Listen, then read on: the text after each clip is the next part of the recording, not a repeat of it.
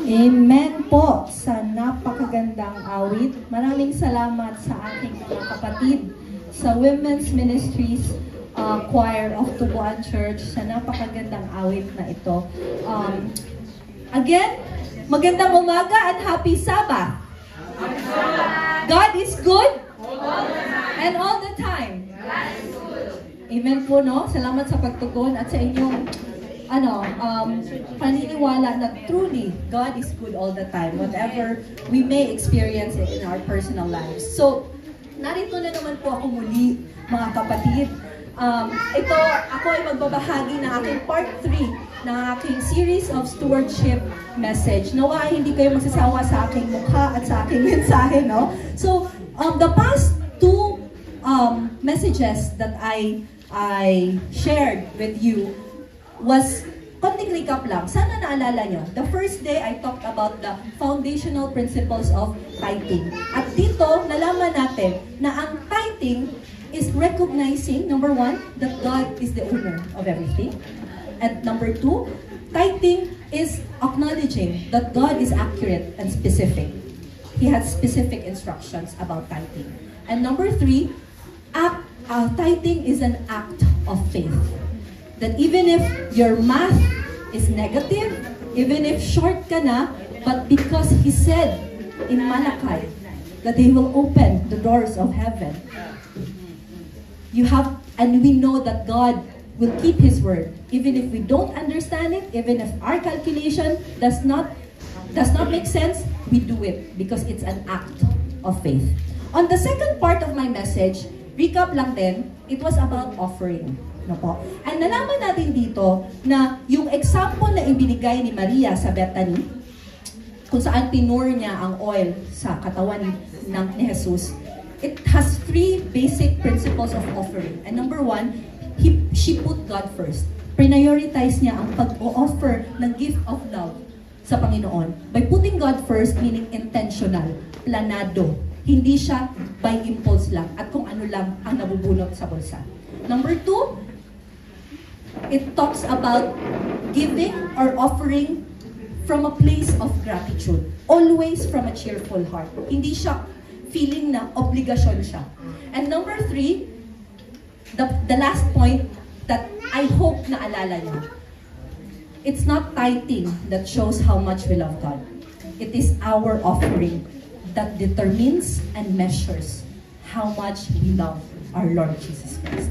So sana, dun sa last part ng aking mensahe, merong tanong doon, di po ba? Di ba nakalagay doon, the world is interested, the world is asking, what do you have? Ano ang meron ka? What do you possess? So, interesado ang mundo sa, may bahay ka na ba? Lupa? Title? Car? May degree ka na ba?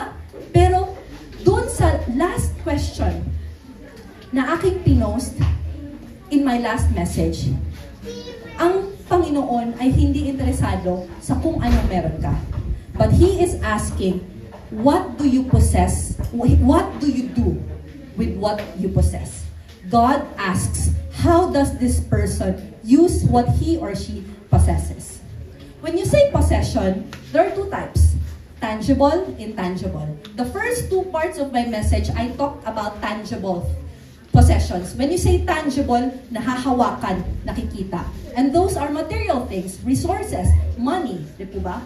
But when you say intangible, it talks about possession, something that you own, something that you have control, something na may right ka to dispose any way you want. Pero hindi siya nahahawakan, hindi siya nakikita.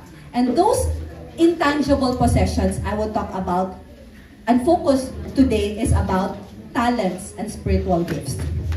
Ang talents and spiritual gifts ay napaka-importanteng pillar ng ating stewardship because these are, as they call, tools for the mission. Di ba binigyan tayo ng Great Commission ng Panginoon? But in order to be effective in the mission field, we have to appreciate and use and determine kung ano ba yung mga talents and spiritual gifts na ibinigay ng Panginoon sa atin. Bago ako magpatuloy, samahan niyo ako sa maikling panalangin. Panginoon, hinihiling ko pong muli ang iyong banal na espiritu, ang siyang manguna sa amin. lahat po sana ng aking pabanggitin, sasabihin ay pawang magagaling sa inyo.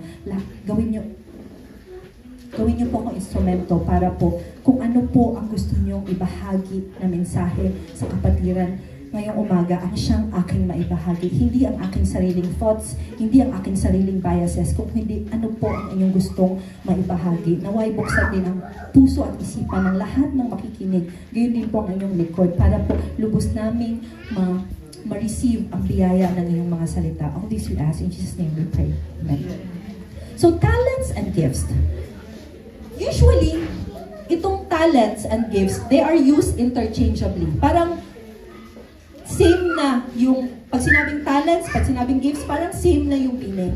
But, although ang talents at ang gifts, meron silang similarities, they are very different. Magkaiba po sila in nature. According to the material in the Stewardship Ministries org site in our congregation, talent is the result. Ito ay resulta ng kombinasyon ng iyong genetics or hereditary inclination at training. Whereas, sa kabilang banda, ang spiritual gifts naman ay gifts from God through the power of the Holy Spirit. So, yung talent, lahat tayo, we may be born with a talent. Kasi, we were born in a family na medyo sporty and napamana nila sa atin yung lakas ng katawan. Or maybe we were born in a family na kumakanta, kaya napamana nila sa atin yung strong lungs and vocal cords, di ba? Pero, ang talent is hindi lang siya genetics.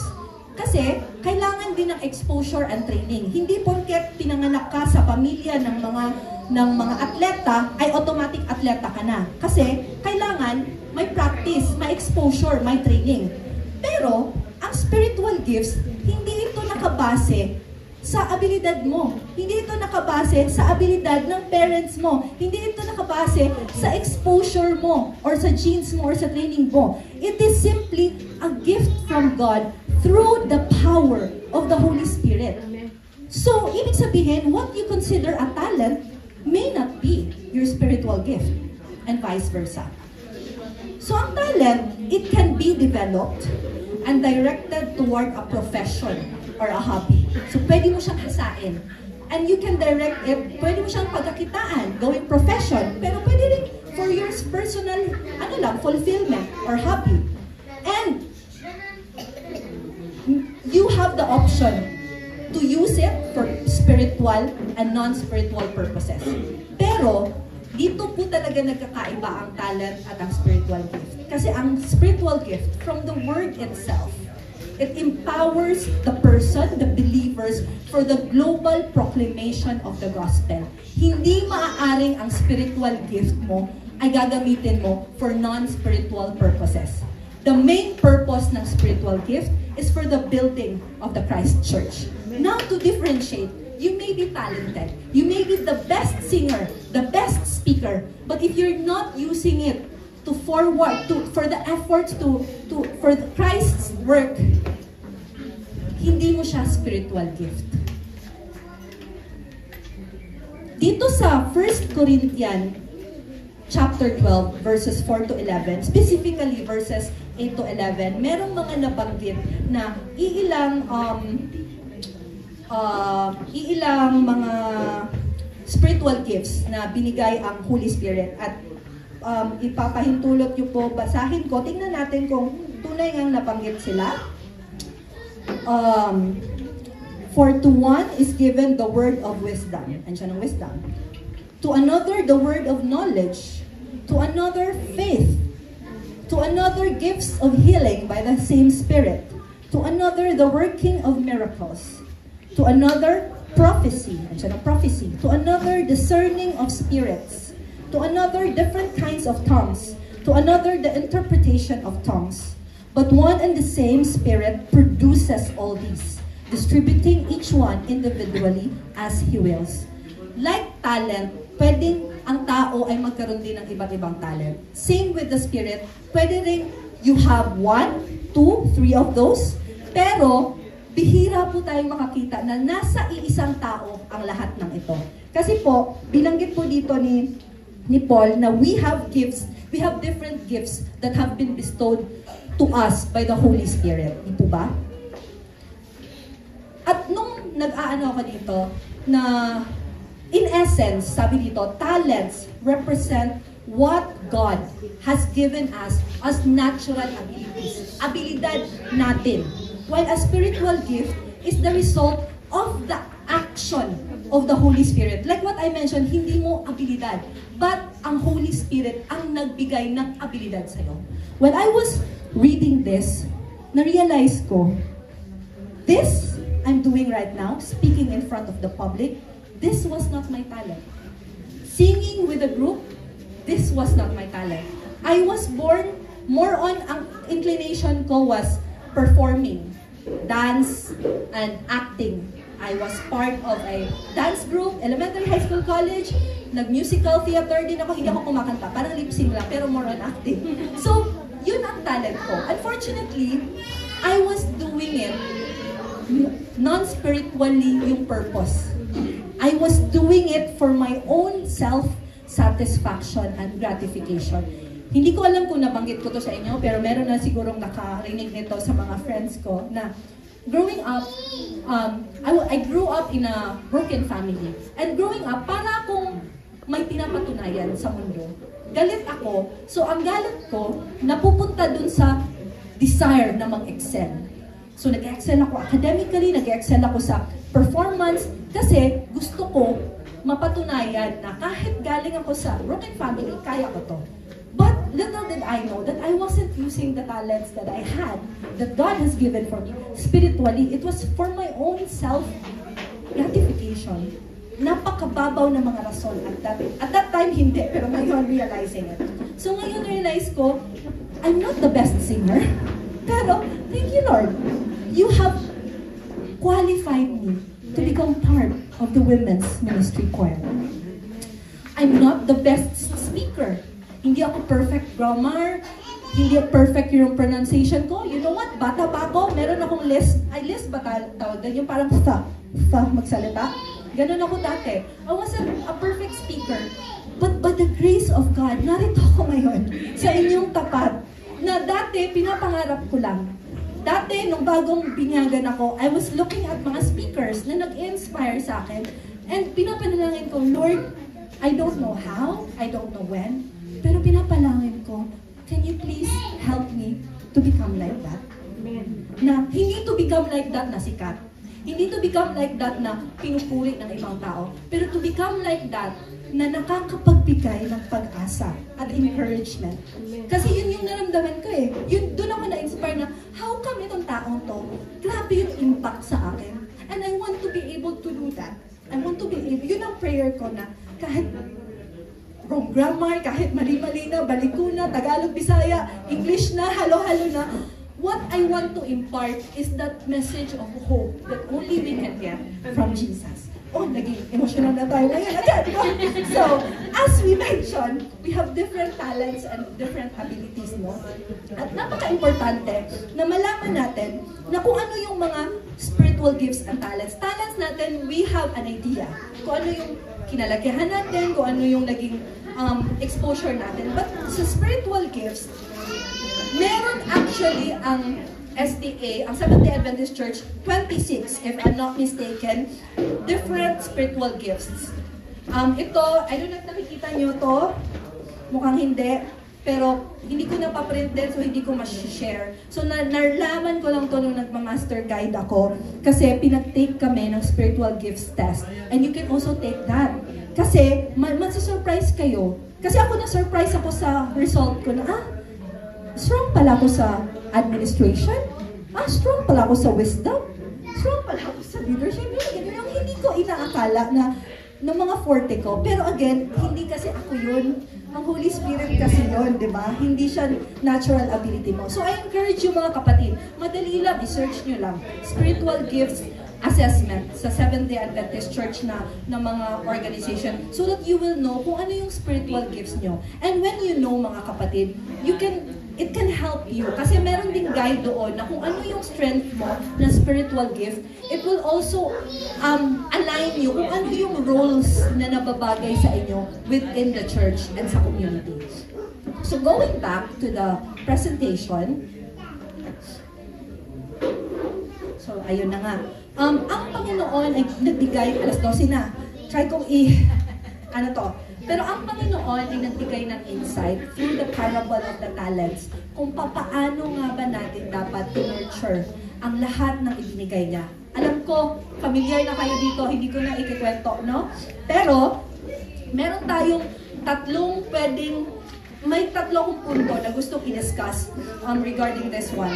So, allow me to read the scripture, sorry, in English, at himay-himayin natin. So, sabi dito ni Jesus na for the kingdom of heaven is a man traveling into a far country who called his own servants and delivered unto them his goods. So, yun nga, magta-travel yung master at tinawag niya ang kanyang mga servants. Yung isa, binigyan niya ng 5 talents. Yung isa, 2 talents. Yung isa, 1 talent.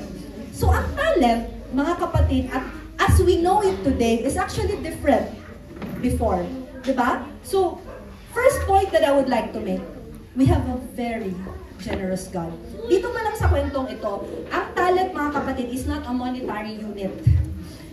It is actually a unit or a measure of weight. At ang 1 talent is equivalent to around 25 to 35 kilos. Kapag sinabing silver talent, although walang sinabi dito specifically sa story ko, silver ba or what, pag sinabing silver talent, 1 silver talent, equivalent siya ng 6,000 dinars or 15 years of annual income. Imagine, 15 years of work, sahod mo yearly, isang talent. So, ibig sabihin, yung ibinigay niya, yung pinagkatiwala niya sa mga servants niya, was a huge amount. Right? It was a fabulous sum. Kaya nga masasabi mo, what a generous person the master was. And the master, as we know it, represents God. Diba? Tayo, kung paano niya pinakita ang kanyang generosity through the trust na binigay niya sa kanyang mga servant, na siyang mag-administer sa kanyang kayamanan, tayo din in the same way, mga kapatid. Ang ating master, binigyan tayo ng tiwala, trust, para pangasiwaan kung ano yung kanyang binigay na kanyang kayamanan dito sa lupa. So, sabi nga dito, what do we have that we did not receive? May maisip ba kayo? What do we have that we did not receive? May isa akong naisip kanina habang nagbabiyahe kami, kasalanan. No? Yan yung atin talaga. Hindi natin binigay. Ay, hindi binigay sa atin. Pero, everything good, especially the good things, all these we have received from our Master. So, ang talent, although iba ang ibig sabihin ng talent before, it is also equivalent to any gift received from God. Everything that we have, everything that we are, every moment of time, isa din yan. Every day, the financial resources, family, social relationships, everything we have is because of His grace. Gaya nga nung kanta kanina, grace alone. Wala tayong pwedeng ipagmalaki because it is through His grace alone. Diba? So, dito, makikita natin, pag ipagpapatuloy mo, yung mga tatlong servants, meron silang different attitudes towards the master. Yung unang dalawang servants, anong ginawa nila agad? In-invest nila agad. Pinut into work nila agad yung ibinigay sa kanila ng master para ito ay mag-multiply, mag-grow at tumubo. Samantalang yung isa, anong ginawa niya? Tinago niya, binangon niya sa lupa, thinking na, kasi takot siya eh. Sabi niya, naku, itong master ko pa naman na to, harsh to, magagalit to, so dapat i-ensure ko na pagbalik niya, andun pa rin. So doon sa different attitudes towards the master, makikita natin na itong dalawang servant na to, they really know their master. Kilala talaga nila ang kanilang master because they did not act like a servant. They acted like a partner. And as a partner, they took it upon themselves they took it upon themselves na, responsibilidad natin to bilang partner ng ating master na palaguin to. Kilala nila na napaka-generous ng Panginoon. Kilala nila na lahat ng palugit in terms of time, opportunity, binibigay na. Kaya ang kailangan lang nilang gawin is masuklian to through growth. Samantalang itong isa, mali ang pagkakakilala niya sa kanyang master. He was operating by fear. And fear can be paralyzing. When you fear and you don't really understand and recognize your maker, matatakot ka eh. Diba sa lesson natin, dun sa Friday, maraming nag-fear about God's judgment. Maraming nag-fear na yung God's love is harsh, judgmental, diba? Kasi hindi nila naiintindihan at hindi nila kilala. At ito yung difference, mga kapatid. Kapag kilala kasi natin yung master natin, at ma-recognize natin kung ano yung natanggap na natin, tinatanggap pa natin, at tatanggapin pa natin in the future, kulang pa ang ginagawa natin ngayon para masuklian siya. Di po ba? Whereas itong isa, the third servant, because of fear, he only focused on himself. Sabi niya, dapat hindi magalit sa akin. Kasi hodang hindi na ito mag-grow. Basta ang importante, safe ako. So mga kapatid, tayo nakatanggap na tayo ng katotohanan. Pero hindi pwedeng sarilinin lang natin to. Hindi pwedeng ibaon lang natin to sa lupa at maghintay kung kailan siya babalik. Hindi pwede yun. Kasi nga, doon sa nangyari, later on, di ba, bumalik ang master. After a long time. Hindi sinabi kung kailan, gaano kahaba, but it was after a long time. One thing is for sure, we don't know when will our master come back. Pero one thing is for sure, he will come back. And when he comes back, he will settle accounts. Just like what the master did to the servants. Ganun din. Magsisettle siya ng account sa atin. I gave you this. What did you do? I gifted you this. Binayaan kita ng ganito. Anong ginawa mo sa biyayang yun?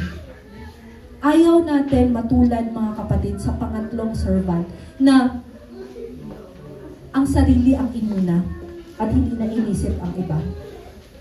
Gugustuhin natin na mag-invest like yung first two servants na sa kung ano man yung natanggap nila, in-invest nila ito. Dahil sa pamamagitan ng pag-i-invest at pag-grow na kung ano man ang na-receive nila, pinapalapit nila ang pagdating ng kanilang master. At pinapa-feel nila sa ibang tao na malapit lang ang kingdom ng Panginoon. Ang kingdom of God is not a physical place. The kingdom of God is a feeling of hope, a feeling of love, feeling na meron kang kasama kahit anuman ang mangyari. So mga kapatid, we are stewards in the end time. Just like yung mga servants, naghihintay din sila ng pagbalik ng kanilang master, di ba? At tayo din, we are in the end time. Sabi nga ni Uncle Brondo kanina, kung titingnan mo yung news, talagang malapit na. Malapit na talaga dumating. Ang dami ng signs na according to the Bible na nangyayari, di ba? Pero we are stewards in the end time, mga kapatid. So, we have to make a way na hindi lamang, we have to make a way na to make His kingdom a reality. We have to expand it and to embrace as many souls as possible using the talents and spiritual gifts that we have. This is the role of the church. Not just pastors, not just leaders, but lahat tayo, yan ang role natin. Dahil, nagpakamatay ang Diyos para dun para sa salvation. Kaya kung magiging careless lang tayo at hindi natin yung bibigyang importansya, yung ipinili niya sa atin, sabi dito, to be careless with such a calling means you are a wicked and lazy servant. Gusto ba natin matawag na gano'n? You're a wicked and lazy servant. No, di po ba? The church is not just a place in which to feel good. or to bury the talents that you receive. If you go to church para maging komportable lang, upo lang, chill-chill lang, maybe you're not using it for Him. I would say, mga kapatid, I would challenge you, do something uncomfortable. Kapag may present sa'yo na, pwede bang ikaw mag-scripture reading or ikaw ba yung mag-promotional and you feel uncomfortable, do it. Kasi, spiritual gift yan. Yan na yung start ng spiritual gift. Hindi siya according to your ability. Kasi, pangungunahan ka ng takot eh. Ay, mauutan ako. Hindi ako sanay. Mayabag ko. Naalala ko dati nung bago pa ako sa tubuan, sabi, pwede ka bang mag-chorister? Naku, baka mamali yung beat ko. So, medyo guilty rin ako niyan. Pero, the first time na humindi ako, pinag-pray ko na sana, Lord, aabot sa point na mag-yes na ako. Kasi hindi na ako nagtitiwala sa sarili ko, pero nagtitiwala na ako sa'yo.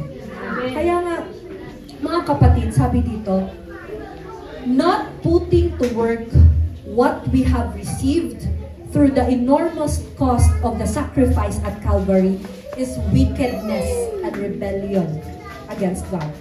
Yung hindi paggamit ng mga talents, spiritual gifts, resources na ibinigay sa atin, na ibinigay through a cost at the Calvary, it is considered wickedness and rebellion against God. Yan po ang ating isipin, mga kapatid. So dito, sa Luke chapter 12:42, bago yung key text natin kanina, may tanong, who then is that faithful and wise steward, whom his master will make ruler over his household to give them their portion of food? Well, obvious naman. Obvious kung sino yun. According to our key text, blessed is that servant whom his master will find so doing when he comes. Truly, I say to you that he will make him ruler over all that he has. Mga kapatid, whatever talents that we have, whatever spiritual gifts and opportunities na ipipresent sa atin, even if hindi tayo komportable, even if hindi tayo confident, let us employ these things as tools to serve others rather than for selfish purposes. Huwag tayong mag-serve dahil lang komportable tayo or dahil lang feel natin or dahil lang, nakatulog ako, mag-serve ako ngayon. No. It should be constantly used to serve others. Sabi dito sa 1 Peter 4:10, each of you should use whatever gift you have received to serve others as faithful stewards of God's grace in its various forms. Kahit kinoconsider mo yung sarili mo na small or walang talent. Alam nyo, hindi ako naniniwala talaga sa walang talent. Lahat tayo may talent. It's just a matter of cultivation. And sabi dito, the smallest talent and the humblest service may be offered to Jesus as a consecrated gift. And with the fragrance of His own merits, He will present it to the Father. If the best we have is presented with a sincere heart, in love to God, from a longing desire to do service to Jesus, that gift is wholly acceptable. Wala nang ibang criteria si Lord, but sincere heart, in love to God, and longing desire to serve others in Jesus. I'm just so thankful na simula nung tinanggap ko ang Panginoon, nilagay niya ako sa mga lugar that allowed me to discover my spiritual gifts. Nung nabaptized ako sa Porac, Pampanga, maliit din siya na church. So doon talaga nahasa yung pag-speak ko, yung pag-lesson summary. Kasi I was like a baby. Wala po talaga akong alam. Marunong ako sa ibang bagay na non-religious or non-SDA related. Pero aminado ako sa sarili ko about sa doctrines, zero, nada. Kaya dahil may ganun akong awareness, ang effort ko rin, ina-effortan ko rin na alamin. Because I don't want to be, standing in front of others na baka ma-backslide pa yung nakikinig sa akin kasi mali yung sinasabi ko. Diba? So, I'm just grateful na simula nung nagporak Pampanga ko, inakay nila ako, binigyan nila akong tiwala na kaya mo yan. At nadala ko to, at tinanggap din ako nila Ate Carmen, Sister Jane, si Cecil, mga kapatid, di ko na kayo ma-mention lahat. I really felt the warmth and yung parang family na whatever your circumstances is, nandito kami to guide you. At dito, na-feel ko talaga yung growth ko, hindi na according to what I have, hindi na according sa talent na meron ako, no. I do not give credit to myself or even to the group. I give credit to the Lord. Kasi sa totoo lang mga kapatid, I really feel happy. Sobrang busy, Monday to Friday. Halos di ko na matingnan yung cellphone ko. But comes Friday night, Sabado ng hapon, when we visit the elderlies, yung mga may sakit, we sing songs to them. And sa palingin natin, parang hindi naman perfect yung pagkakanta natin. Pero ramdam ko mga kapatid, sinasamahan tayo ng mga angels. Kasi yung blessing na nabibigay natin sa kanila, hindi mababayaran ng pera. Kaya, I always look forward. I always say yes. Sometimes, iniisip ko nga, parang nakakapagod din, na parang diretso, straight, walang pahinga. Pero hindi eh. Ito yung pahinga ko. Ito yung pahinga ko with you and with God. So mga kapatid, I'm calling you. Sabi ni Ellen G. White, to Him belong your powers of body, mind, soul. And for Him, these powers are to be used. Hayaan niyo pong magpagamit kayo sa banal na espiritu. Huwag niyong tingnan kung ano yung kakayahan niyo. Tingnan niyo kung ano yung kakayahan ng Diyos niyo. Kasi po, God does not always choose the qualified, but He always qualifies the chosen. All you have to do is say yes to His calling.